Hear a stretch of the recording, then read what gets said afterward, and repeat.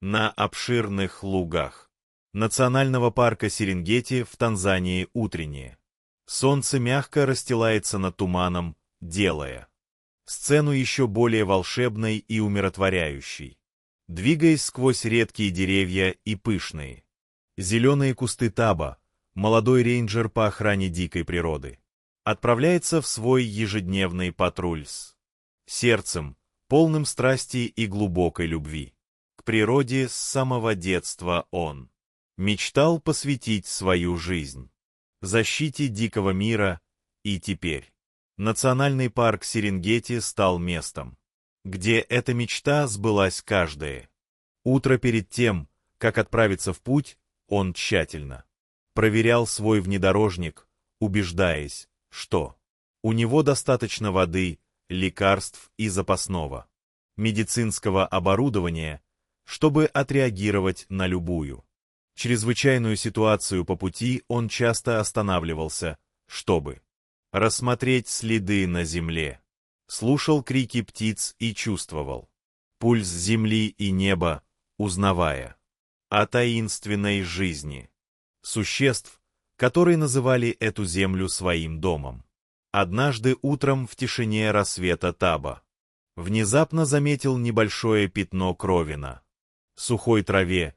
В его сердце закралось беспокойство.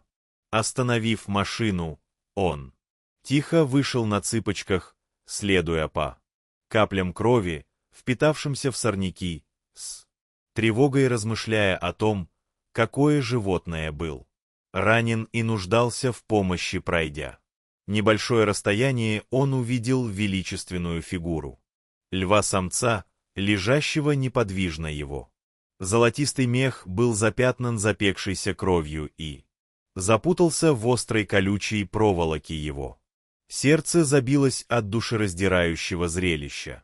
Он осторожно приблизился, держа свою аптечку, пытаясь сохранять спокойствие, чтобы не спугнуть льва раненое. Животное слабо зарычало, подняв голову, с усталыми потерянными глазами, затем, словно измученная, снова упала колючая проволока. Глубоко вонзилась в его плоть, плотно обхватив его плечи и спину, вызвав несколько кровавых ран.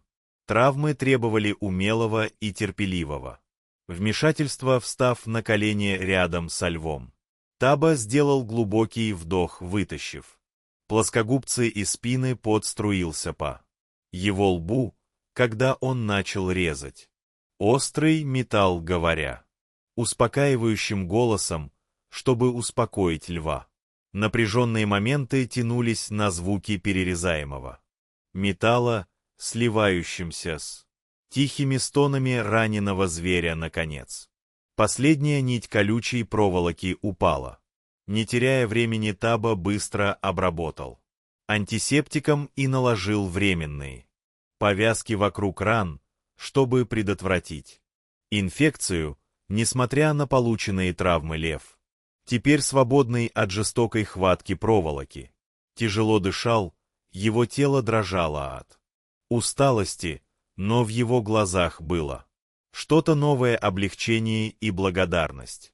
Таба пробормотал тихие слова, назвав льва Ассани, что на местном языке означает «храбрый», чтобы отметить этот необычайный момент. Он осторожно отступил назад, давая льву место, чтобы посмотреть, сможет ли он стоять самостоятельно. Ассани медленно поднялся, пошатываясь, сделал несколько шагов, прежде чем обратить свой взор на таба, словно желая вспомнить лицо того, кто его спас. Затем в золотом свете рассвета Ассани исчез в высокой траве, оставив после себя порванную колючую проволоку и следы крови на земле. Этот момент глубоко тронул таба, укрепив его приверженность защите и сосуществованию со всем живым, и в диких неделях жизнь вернулась в свой обычный ритм, и таба продолжил свои Патрули по обширным Серенгети. Однажды, днем под ясным небом он заметил вдалеке знакомую фигуру, наблюдавшую за ним со стороны золотых лугов. Это был Сонни. Лев, хотя и немного оправившийся, держался на расстоянии, наблюдая за каждым движением Табас. Спокойный, непоколебимый взгляд не было никаких. Признаков угрозы, только тихое узнавание. С того дня Таба никогда не был по-настоящему одинок в своих патрулях, так как Ассани. Всегда был рядом, молча наблюдая за ним. Его коллеги в парке вскоре заметили большого льва, следующего за машиной Таба по грунтовым дорогам сначала. Возникло опасение, что лев представляет потенциальную опасность, но Таба заверил их, что Ассани не представляет угрозы, он был другом. Время подтвердило его слова правдивостью. Лев никогда не нападал и не проявлял агрессии. Вместо этого он следовал издалека. Молчаливый страж рейнджера, который когда-то спас ему жизнь, когда Таба остановил свою машину, чтобы осмотреть следы животных. Ассани также останавливался, терпеливо ожидая, пока он не вернется к машине, прежде чем продолжить следить история.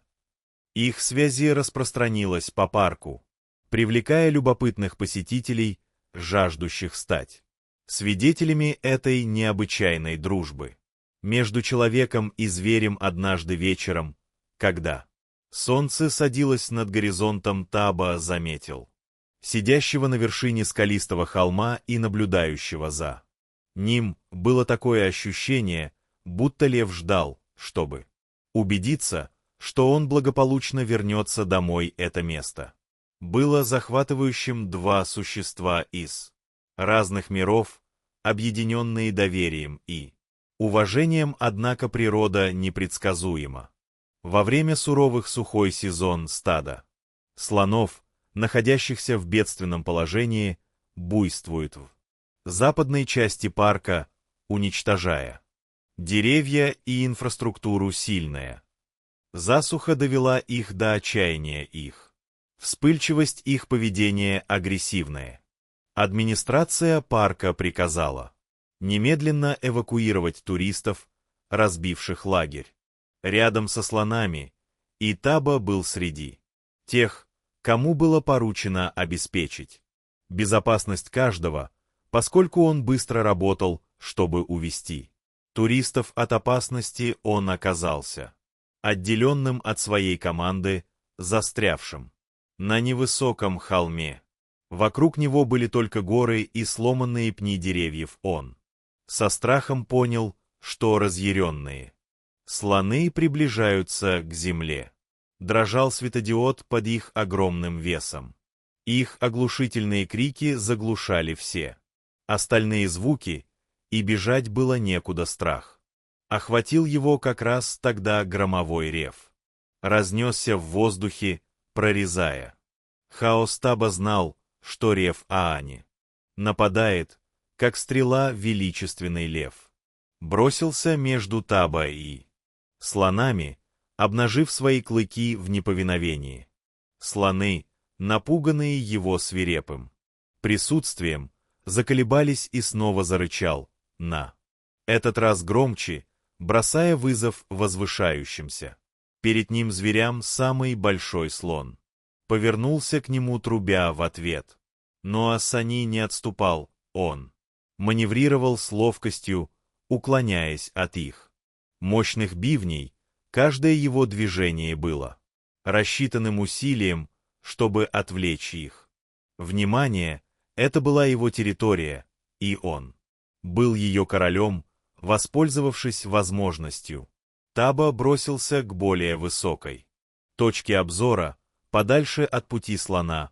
Он обернулся как раз вовремя, чтобы увидеть, как Аани все еще твердо стоит, его золотой человек, дрожащий в вечернем свете, непоколебимый.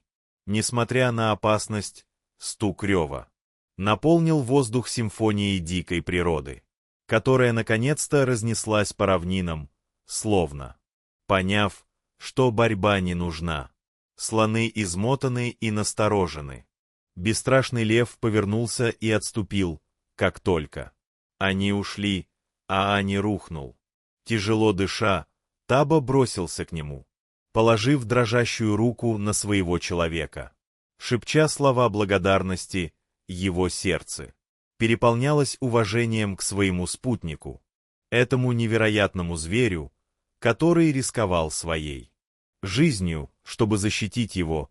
К счастью, Бани отделался только синяками и истощением. С большой осторожностью Таба поднял его в свою повозку и отвез к парке.